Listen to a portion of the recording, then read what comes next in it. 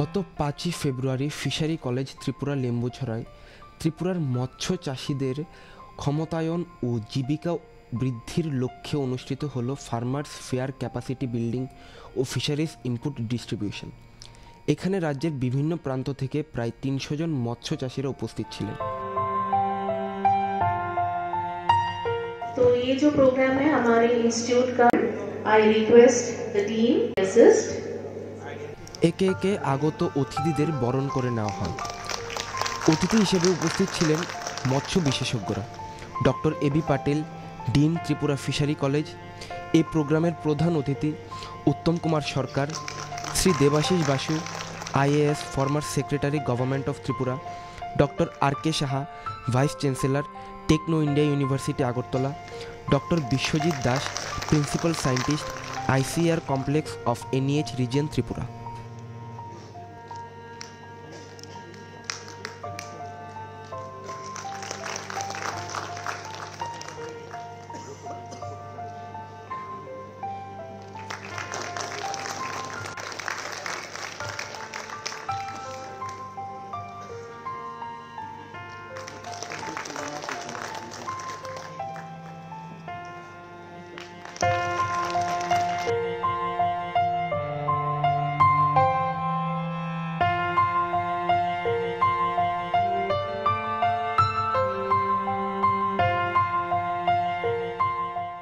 মৎস্য বিশেষজ্ঞরা প্রদীপ প্রজ্বলনের মাধ্যমে এই অনুষ্ঠানের উদ্বোধন করেন।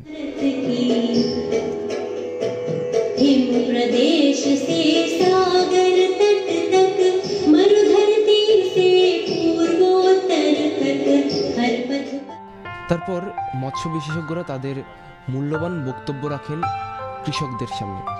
এবি পাটেল তার মূল্যবান বক্তব্যে বলেন, आई थिंक कि त्रिपुरा भारत में जो इनलैंड जितने स्टेट्स हैं उसमें ये highest per capita fish consumption है।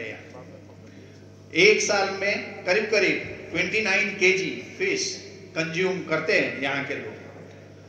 लेकिन एक साथ ही साथ हमें ये चीज का दुख है और हमें ये ध्यान में रखना है, हम सबों के लिए एक चैलेंज है कि जितना हमारा रिक्वायरमेंट है हम उतना प्रोड्यूस नहीं कर पा रहे हैं। As per the latest data जो हमारा रिक्वायरमेंट है 1,17,000 टन का रिक्वायरमेंट के जगह में जो त्रिपुरा में हमारा लोकल प्रोडक्शन हो पा रहा है वो 85,000 टन के करीब है। 85,000 टू 86,000 के बीच में प्रोडक्शन हो रहा है। ये गैप आप देखने में लग रहा है कि हमारे घर में तो हम मछली खा रहे हैं तो क्या फर्क पड़ रहा है, लेकिन अगर आप इसको गौर से सोचें तो आप देखेंगे कि ये जो 30,000 टन का मछली का पूरा पैसा है वो त्रिपुरा स्टेट जैसे छोटे स्टेट से बाहर जा रहा है एवरी ईयर, और ये जाकर के जो यहाँ सर्कुलेट होता है जिससे यहाँ के लोगों को इनकम मिलता है या यहाँ के लोगों को रोजगार मिलता है वो नहीं मिल करके दूसरे राज्यों में जा रहा है। ऑब्वियसली हमारा भारत एक देश है और उसके अंदर ये कोई बहुत बड़ी बात नहीं है, लेकिन ये नॉर्थ ईस्ट में जितना आने जाने में दिक्कत होती है और उसके चलते जो प्राइस बढ़ जा रहा है उसको हम कम करने के लिए क्या क्या स्ट्रेटेजी हो सकता है, कैसे हम इसको बढ़ा सकते हैं, ये ही हम तीनों इंस्टीट्यूशन का एक साथ में मिलने का कारण है। और इसको तीनों इंस्टीट्यूशन में जो हमारा कॉलेज में, जो NBFGR में, जो ICR रिसर्च सेंटर में जो कुछ हुआ है उसके बारे में भी आज इसके बाद ये वेलकम और जो हमारा इनॉग्रल सेरेमनी है उसके बाद भी टेक्निकल सेशन में बात करेंगे और उसके बारे में आपको एक जानकारी देने का प्रयास करेंगे।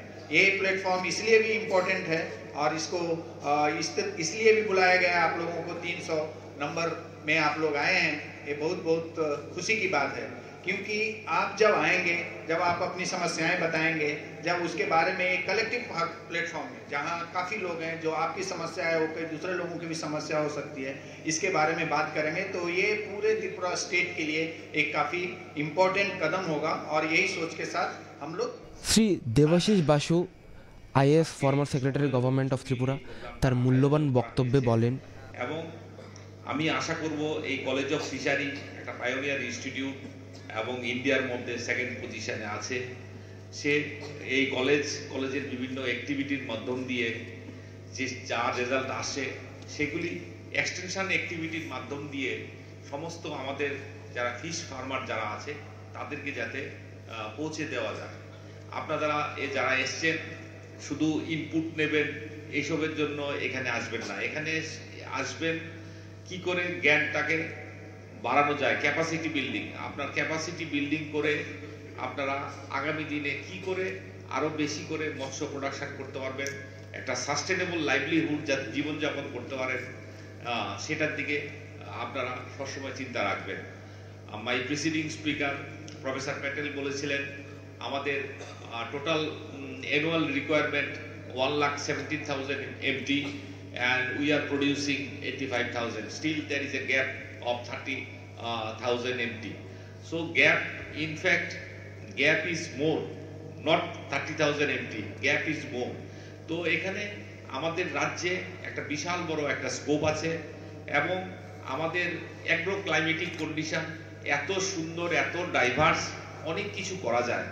এটা এই যে ফিশ সেক্টর যেটা আছে সেটার পোটেনশিয়ালিটি, ফুল পোটেনশিয়ালিটি যাতে আপনারা ট্যাপ করবেন এবং আজকে যারা ট্রেনিংয়ে যারা ফ্যাকাল্টি হিসেবে আছেন তাদের সঙ্গে ভালো করে ইন্টারাকশন করবেন এবং কি করে এই বিদ্যাটা, ওদের বিদ্যাটা কি করে আপনাদের মৎস্য চাষে ইউজ করতে পারবেন সেটা দেখবেন।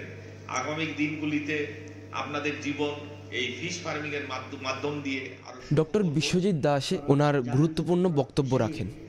মাছের চাষের জন্য কি কি চ্যালেঞ্জেস, আর যেই লখনৌর যেই ইনস্টিটিউটটা ICAR এর যেখান থেকে বৈজ্ঞানিক মহোদয় এখানে এসছেন, জানেন যে আমরা তো মাছ খাই, কিন্তু মাছ খাওয়া ছাড়াও যে অন্য ধরনের যে এন্টারপ্রেনিয়রশিপ গঠন করা যায়, যে fish biodiversity, ornamental fish culture, সাথে সাথে ফিশ খাওয়ার জন্য প্রোডাকশন বাড়ানো, এই সমস্ত কিছু জন্য আপনাদের আজকে অনেক কিছু আপনারা যে ট্রেনিং পাবেন।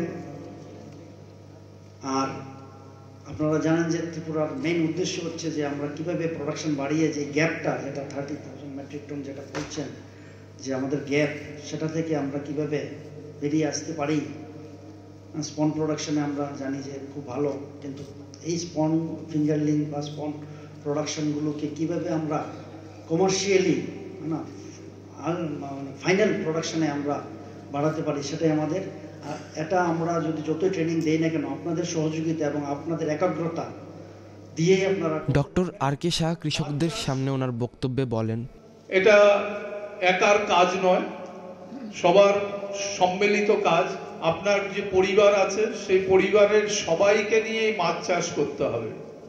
আপনি একা যদি পুকুর রক্ষণাবেক্ষণ করেন, পুকুর মাছ চাষ করেন, সেটাতে হবে না। আপনার ছেলে মেয়ে, আপনার স্ত্রী, আপনার বাড়িতে যারা সদস্য আছে সবাইকে নিয়ে মাছ চাষে আপনার ইনভলভ করতে হবে, সবাইকে নিয়ে মাছ চাষ করতে হবে। কেউ হয়তো মাছের খাবার দেবেন, কেউ হয়তো জল আপনার পুকুরে মাছ নিয়ে আসবেন, পোনা নিয়ে আসবেন, পোনা ছাড়বেন, কেউ জাল দেবেন।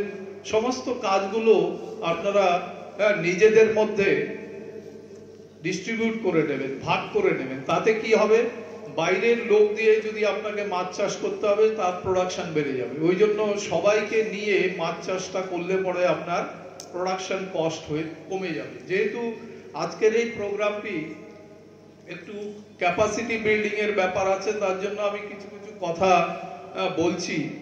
যে আমাদের মাছ চাষ করতে গেলে তিনটে জিনিস, মানে 3F ইজ ভেরি ইম্পর্টেন্ট। এই তিনটে F হলো গিয়ে আপনার মাছের পোনা, মানে ফিঙ্গারলিং, মানে আঙ্গুলের সাইজের ফিঙ্গারলিং আমার চাই, মাছের পোনা চাই। তারপরে ফার্টিলাইজার মানে ম্যানিউর, যে পুকুরটাকে আপনার উর্বর করে তুলবে, প্রোডাকশন বাড়িয়ে তুলবে, ন্যাচারাল ফুডকে, ন্যাচারাল মানে প্ল্যাঙ্কটন প্রোডাকশন করবে, সেই আপনার ফার্টিলাইজার, গোবর সার, ভার্মি কম্পোস্ট, এগুলো রাসায়নিক সার আমাদের ভীষণভাবে দরকার মাছ চাষের ক্ষেত্রে। এবং আমার দরকার ফুড, মানে খাবার। আমার পুকুরে যে খাবারটা আছে ন্যাচারাল ফুড, সবুজ কণা বা সবুজ শ্যাওলা বা অন্য যে জু প্ল্যাঙ্কটন বা প্রাণীজ কণা আছে তার থেকে আমাকে যে প্রোডাকশন হবে সেটা, যে মাছ আপনি ফেলবেন সেই মাছ সেই খাবার খেয়ে হয়তো তার হবে না, প্রোডাকশন উপযোগী হবে না। তার জন্য আপনাকে সাপ্লিমেন্টারি মানে আপনাকে উপরন্ত বাইরের থেকে কিছু খাবার আপনাকে এই পুকুরে দিতে হবে। তারপর আগত অতিথিরা কৃষকদের হাতে মাছের জাল, চারাপোনা এবং মাছের খাদ্য তুলে দেন।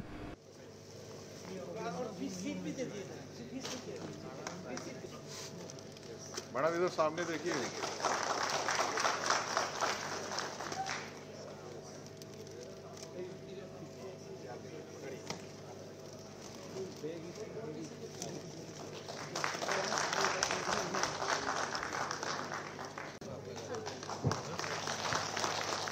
श्रीमती छाया रानी से अनुरोध है कि स्टेज के पास आ जाए। श्रीमती छाया रानी, इधर इधर इधर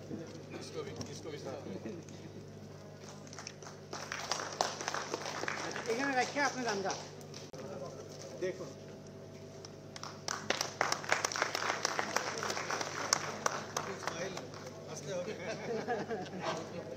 ठीक है, बात किलो रुके हैं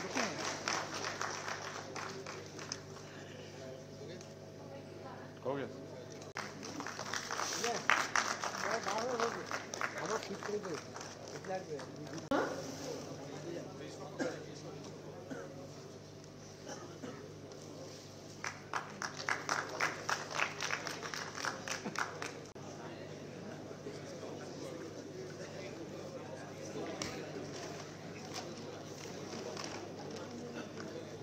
अगला है সর্বশেষে বক্তব্য রাখেন এই প্রোগ্রামের প্রধান অতিথি ডক্টর উত্তম কুমার সরকার। রাষ্ট্রীয় মৎস্য আনুবংশিক সংশোধন ব্যুরো বা national bureau of fish genetic resources যেটা লখনৌতে আছে, তো এই সংস্থা কিন্তু বিগত 40 বছর ধরে মাছের কনজারভেশন, সংরক্ষণ, মাছের এনহান্সমেন্ট, প্রোডাকশন, এদের স্বাস্থ্য রক্ষা করা, এদের ডেটাবেস ডেভেলপ করা, নতুন নতুন প্রজাতির উদ্ভাবন করা, এর উপরে বিগত 40 বছরেরও বেশি ধরে সারা ভারতবর্ষ জুড়ে কাজ চলছে। এই নয় যে আমরা ত্রিপুরাতে কাজ করি বা ত্রিপুরায় এসে এই ধরনের প্রোগ্রাম করছি। সারা ভারতবর্ষ জুড়ে আমাদের ম্যান্ডেটই হচ্ছে যে সারা ভারতবর্ষে যত মৎস্য সম্পদ আছে, যত জলীয় রিসোর্স আছে, অ্যাকোয়াটিক রিসোর্স আছে, সেগুলোকে স্টাডি করা, অধ্যয়ন করা, সেগুলোকে ক্যারেক্টারাইজ করা এবং ওখানে দেখা যে ওখানে কি কি দরকার, কি কি সমস্যা আছে এবং কি সমস্যা আছে এবং সেটাকে সমাধানের ব্যবস্থা করা। এইটা হচ্ছে আমাদের মেন কাজ। সারা দেশ আপনারা জানেন যে ভারতবর্ষ খুব সৌভাগ্যবান। ত্রিপুরা তো সৌভাগ্যবান বটেই, বিভিন্ন ধরনের জলাশয় এখানে আছে, নানা ধরনের রিজার্ভার আছে, ওয়েটল্যান্ড আছে, বাট আমাদের ভারতবর্ষ হচ্ছে খুবই সৌভাগ্যবান। আমরা যদি অন্যান্য দেশের সাথে তুলনা করি তাহলে কিন্তু আমরা অনেক ব্যাপারে মাছের সম্পদে এগিয়ে, জলজ সম্পদের দিক থেকে আমরা কিন্তু অনেক এগিয়ে। এবং আপনারা জানেন যে বিগত কয়েক দশক ধরে মাছ চাষ সম্বন্ধিত যে সমস্ত বিজ্ঞান, তার উপরে কিন্তু প্রচুর কাজ চলছে। শুধু এই রাষ্ট্রীয় মৎস্য আনুবংশিক সংশোধন ব্যুরো তো আছেই, এছাড়াও আরও 7খানা ইনস্টিটিউট, ফুল ফ্লেজ রিসার্চ ইনস্টিটিউট আছে, যারা কিন্তু ফিশারিজ ডেভেলপমেন্ট, এদের ব্রিডিং, এদের সিড প্রোডাকশন, এদের যে সমস্ত আপনার জেনেটিক ম্যানেজমেন্ট থেকে শুরু করে হেলথ ম্যানেজমেন্ট, বিভিন্ন ধরনের কাজ কিন্তু এই যে 7খানা বা আমাদেরকে নিয়ে 8খানা ইনস্টিটিউট কিন্তু বিগত কয়েক দশক ধরে কাজ করে চলেছে, গবেষণা করে চলেছে, যেখানে বৈজ্ঞানিকরা নতুন নতুন টেকনোলজি ডেভেলপ করছে। এবং ওই টেকনোলজিটা ডেভেলপ কেন করা হচ্ছে? যাতে আমাদের সাধারণ মানুষ যারা মাছ চাষের সাথে যুক্ত আছে তাদের কিছু লাভ হয়।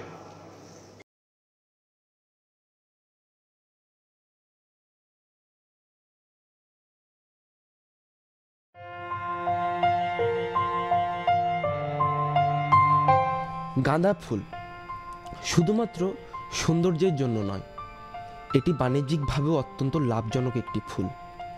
বিশেষ করে ত্রিপুরার মাটি, এই অঞ্চলের মাটিতে এটা সহজেই উৎপন্ন হয়। এই গাঁদা ফুলকে কেন্দ্র করে আজকে আমরা চলে এসেছি উন্নতমান গ্রাম সেবক কেন্দ্র লেম্বুছড়া। এখানে ইন সার্ভিস কৃষি সহায়কদের বেছে বেছে 1 বছরের জন্য নানা বিষয়ে প্রশিক্ষণ দেওয়া হয়। এই প্রশিক্ষণেরই অঙ্গ হিসেবে হর্টিকালচার পড়ানো হয়। তার প্র্যাকটিক্যাল কাজের জন্য এই বছরের ট্রেনিসরা গাঁদা ফুলের চাষকে বেছে নিয়েছে। তো চলুন গাঁদা ফুলের চাষ নিয়ে এই প্রশিক্ষণ কেন্দ্রের principal madam doctor Haimanti Bhattacharya কি বলেছেন আমরা শুনে নিই। আমরা অ্যাকচুয়ালি কৃষি প্রশিক্ষণ কেন্দ্রতে আমরা আছি।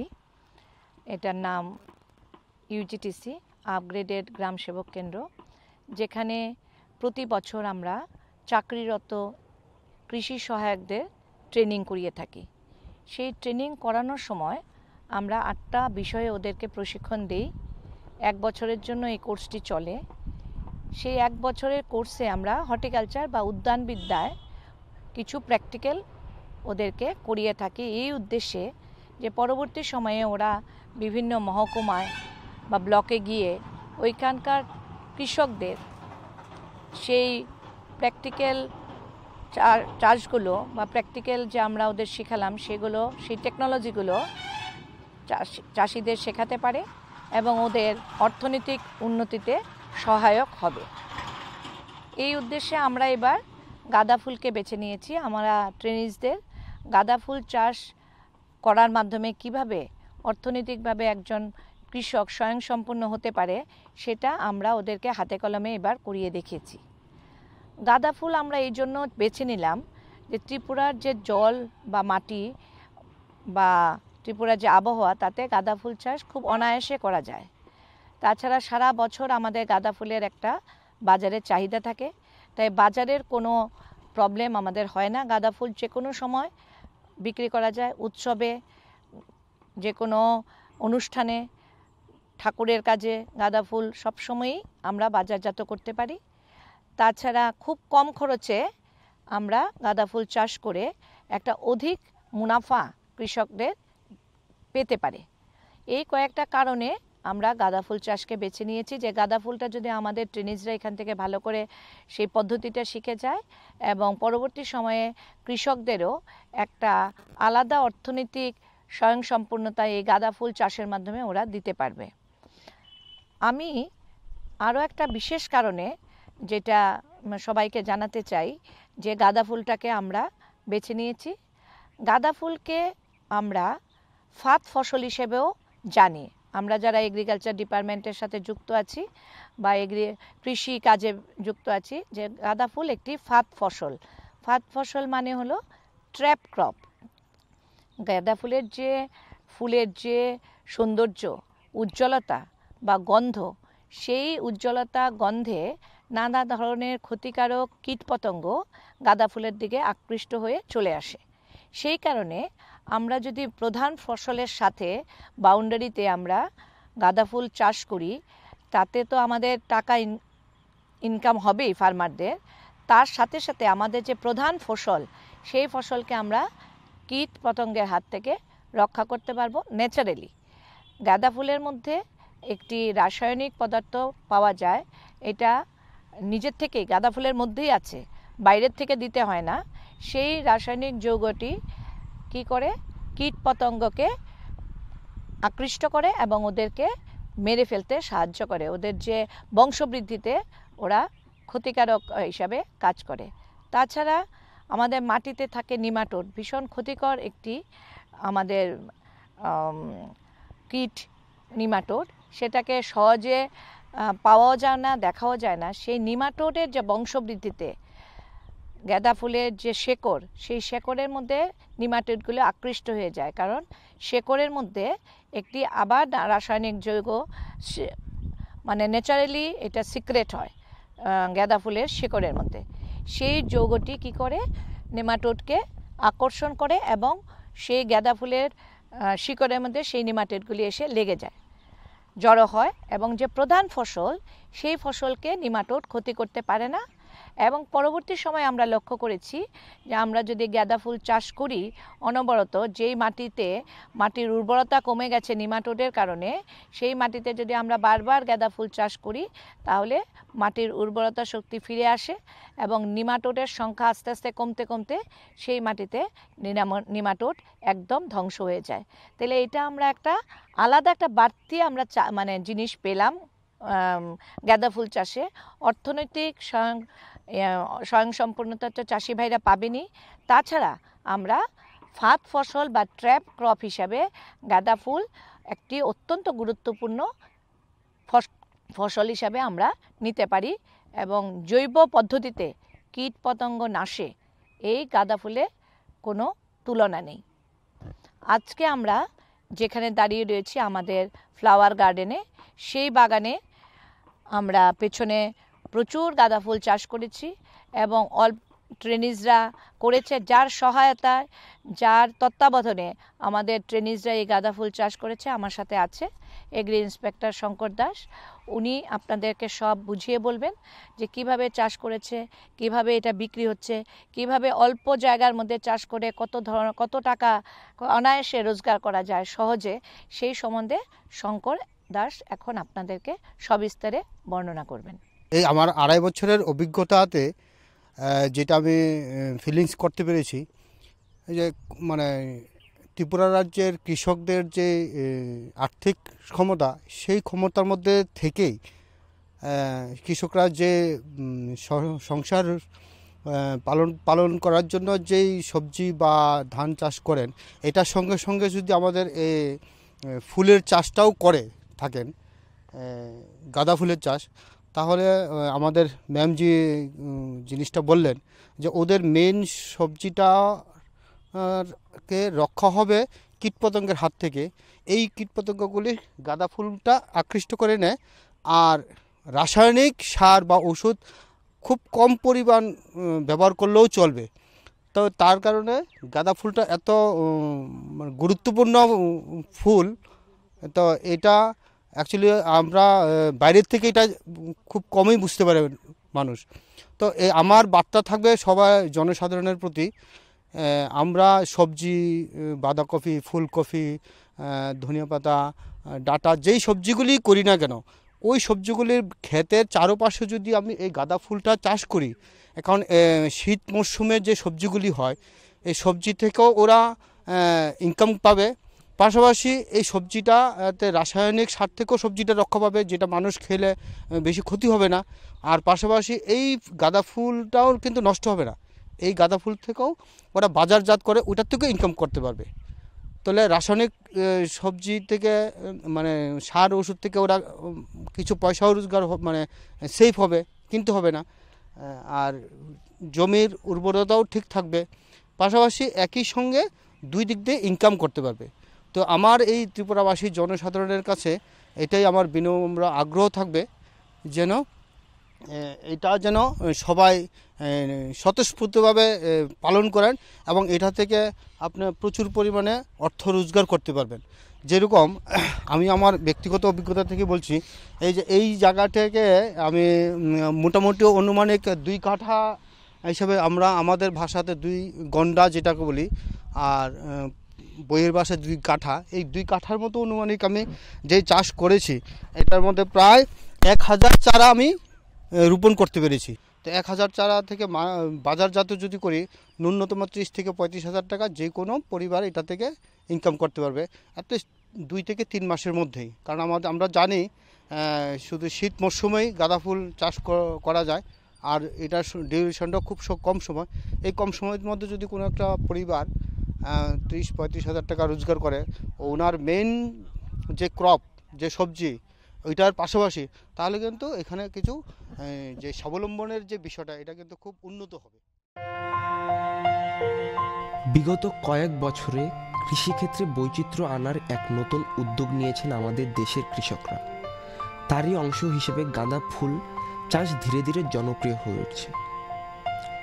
এর চাষ করতে খুব বেশি বিনিয়োগের প্রয়োজন হয় না, অথচ কৃষকরা এতে ভালো মুনাফা করতে পারেন। আপনারা দেখলেন কিভাবে গাঁদা ফুলের চাষ কৃষকদের জন্য একটি নতুন দিগন্ত খুলে দিতে পারে। সরকারি সহায়তা ও সঠিক চাষ পদ্ধতি অবলম্বন করলে এই ফুলের চাষ থেকে কৃষকরা উল্লেখযোগ্য পরিমাণে মুনাফা আয় করতে পারবে।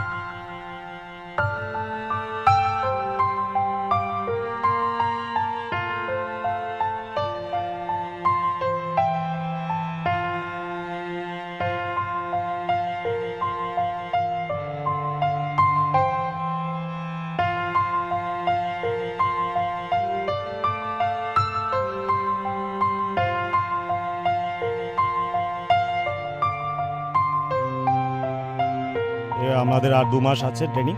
আমাদের দ্বারা আমরা নর্মাল ফিল্ডে এবং পলি মার্জিংয়ে ওইখানটায় আমরা গাঁদা ফুল চাষ করা হয়েছে আমরা নিজেরা মিলে।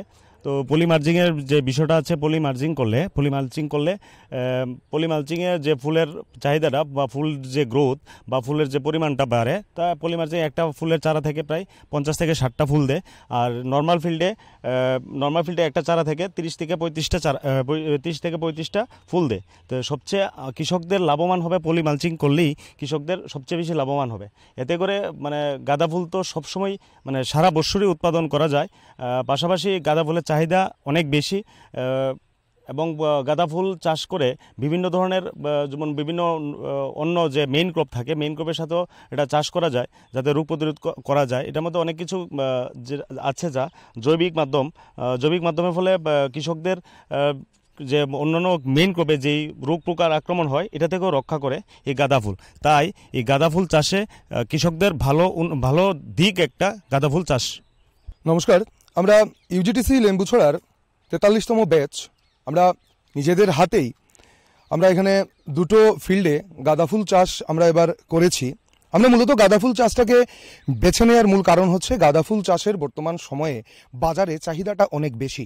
গাঁদা ফুল যেমন আনন্দঘন অনুষ্ঠানেও গাঁদা ফুলটা ব্যবহৃত হয়, এমন বিভিন্ন ধরনের শ্রাদ্ধানুষ্ঠানের ক্ষেত্রেও আমরা দেখেছি গাঁদা ফুলটা প্রয়োজনীয়। তাছাড়া সমাজের সকল ধরনের বিভিন্ন আচার অনুষ্ঠানের ক্ষেত্রে গাঁদা ফুলটা বর্তমান সময়ে অত্যন্ত প্রয়োজনীয় একটি ফুল হিসেবে বাজারে রয়েছে। গাঁদা ফুলটা যদি কৃষকরা চাষ করে তারা বাজারে সেটা 80 পয়সা থেকে 1 টাকা পর্যন্ত প্রতিটা ফুল হিসেবে বিক্রি করতে পারছে। তাই গাঁদা ফুল চাষটাকে আমরা বিশেষ গুরুত্ব দিয়েছি। একজন কৃষক যদি তার মূল যে ফসল সেই ফসলের সাথে ইন্টারক্রপিং সিস্টেমেও গাঁদা ফুলটাকে চাষ করে, তাহলে আমরা মোটামুটি দেখেছি প্রতি গাছে যদি 50টা করেও ফুল দেয়, সেক্ষেত্রে সে যদি 200টা গাছ তার ইন্টারক্রপিংয়ের মাধ্যমেও সে চাষ করতে পারে, তাহলেও 1000টা ফুল, 1000-2000 ফুল সে পাচ্ছে। সেক্ষেত্রে সারা বছরই গাঁদা ফুলের যেহেতু চাহিদা রয়েছে, তাই যে কোনোভাবে সে তার মূল ফসলের সঙ্গে আরও বাড়তি 2 থেকে 3000-2500 টাকা সে রোজগার করতে পারবে। সেক্ষেত্রে আমরা গাঁদা ফুলটাকে বিশেষ প্রাধান্য দিয়েছি। গাঁদা ফুল চাষটাও অত্যন্ত সহজ মাধ্যম, তাই বাড়ির মহিলারা যারাও রয়েছেন তারাও যদি ওনাদের অন্যান্য কাজের ফাঁকে প্রতিদিন 1 থেকে 1.5 ঘন্টা সময় দেন, তাহলেও সেই গাঁদা ফুল চাষটাকে ভালোভাবে তারা সহজভাবে তারা করতে পারেন। সেক্ষেত্রে আমরা চাইছি বা আমাদের দপ্তরও চাইছে কৃষকদের আয় দ্বিগুণ করা। সেই আয় দ্বিগুণ করবার ক্ষেত্রে এই গাঁদা ফুল চাষটা একটা গুরুত্বপূর্ণ মাধ্যম হতে পারে বলে আমরা মনে করি। তাই এবছর আমরা হাতে কলমে আমরা যারা ইন সার্ভিস ট্রেনিংসরা রয়েছি, আমরা এই গাঁদা ফুল চাষটাকে এখানে করেছি 2টি পদ্ধতিতে। ওপেন ফিল্ডে করেছি, পলিমালচিংয়ের মাধ্যমে করেছি। সেক্ষেত্রে আমরা দেখেছি পলিমালচিংয়ের মাধ্যমে তার উৎপাদন ক্ষমতাটা অনেক বেশি। তাই কৃষকদের কাছে আমরা এই বার্তাটুকুই দিতে চাই যে কৃষকরা তাদের আয় বৃদ্ধির ক্ষেত্রে গাঁদা ফুল চাষটাকে প্রাধান্য দিতে পারে এবং গাঁদা ফুল চাষটা বাজারজাতকরণও অত্যন্ত সহজলভ্য, বেশি খরচাও নেই। তাছাড়া গাঁদা ফুলের চাহিদা যেহেতু বেশি রয়েছে, তাই খুব সহজে তারা বাজারজাত করলে তারা মুনাফা পেতে পারেন। তাছাড়া গাঁদা ফুলের মধ্যে প্রাকৃতিক কিছু রোগ পোকা নিয়ন্ত্রক মাধ্যম রয়েছে, যার কারণে ওনারা যদি ওনাদের মূল ফসলের সঙ্গে ইন্টারক্রপিংয়ের মাধ্যমে গাঁদা ফুলটা চাষ করেন, তাহলে দেখা যাবে যে গাঁদা ফুলটা যেমনভাবে উৎপাদন হচ্ছে, ঠিক তেমনি ওনাদের যে মূল ফসল, সেই মূল ফসলের মধ্যেও গাঁদা ফুলের কারণে রোগ পোকার আক্রমণটা অনেক বেশি কম হবে। তাই আমরা আমাদের রাজ্যের সমস্ত কৃষকদের কাছে আমরা আবেদন রাখতে চাই, ওনাদের মুনাফার জন্যে কিংবা ওনাদের মূল যে ফসল, সেই ফসল রক্ষার জন্যেও ওনারা যদি গাঁদা ফুল চাষটাকে প্রাধান্য দেন, তাহলে আমাদের মনে হয় ওনারা অনেক বেশি লাভবান হবেন। উজ্জ্বল হলুদ ও কমলা রঙের এই ফুল শুধু সৌন্দর্যের প্রতীক নয়, এটি আমাদের সংস্কৃতিতেও এক গুরুত্বপূর্ণ ভূমিকা রাখে। গাঁদা ফুলের ঔষধি গুণাগুণ কিন্তু কম নয়, এটি প্রাকৃতিক পেস্টিসাইড হিসেবেও কাজ করে। এমনকি কিছু গবেষণায় দেখা গেছে এই গাঁদা ফুলের গাছ ব্যাকটেরিয়ার বিরুদ্ধে লড়াই করতে সক্ষম। বাংলার গ্রাম হোক বা শহর, এই ফুল তার রঙিন উপস্থিতি দিয়ে আমাদের মন ভরিয়ে দেয়। তাই প্রকৃতির এই অনন্য উপহারকে আরও সংরক্ষণ ও ভালোবাসার আহ্বান জানিয়ে আমরা এখানে আমাদের আজকের প্রোগ্রাম শেষ করছি।